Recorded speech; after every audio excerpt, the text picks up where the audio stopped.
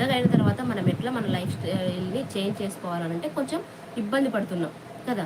అలా ఇబ్బంది పడకుండా చిన్న పిల్లల్ని ఇప్పటి నుంచే మీ జీవితంలో ఎక్సర్సైజ్ అనేది ఒక 1 అవర్, మార్నింగ్ ఒక హాఫ్ అన్ అవర్, ఈవినింగ్ ఒక హాఫ్ అన్ అవర్, ఏదో ఒక టైంలో, లేదంటే మార్నింగే వాళ్ళకి టైం ఉందా మార్నింగే ఒక 1 అవర్లో ఎక్సర్సైజ్ చేసేదేనేయండి. లేదు ఎక్సర్సైజెస్ మీద ఇంట్రెస్ట్ లేదు అని చెప్తే యోగాస్ చేసేయండి. ఓకేనా. ఎక్సర్సైజ్ లేదంటే యోగా ఖచ్చితంగా మన శరీరాన్ని చాలా ప్రభావితం చేస్తాయి. ఈ దీని వల్లనే ఆల్మోస్ట్ 50% పీసీఓడి అనేది కంట్రోల్కి వస్తుంది ఫ్రెండ్స్. పీసీఓడికి అయితే ప్రజెంట్ క్యూర్ నయం చేసేటువంటి విధానాలు చాలా వరకు అయితే తక్కువగా ఉన్నాయి. కాకపోతే కంట్రోల్ అయితే చేయొచ్చు.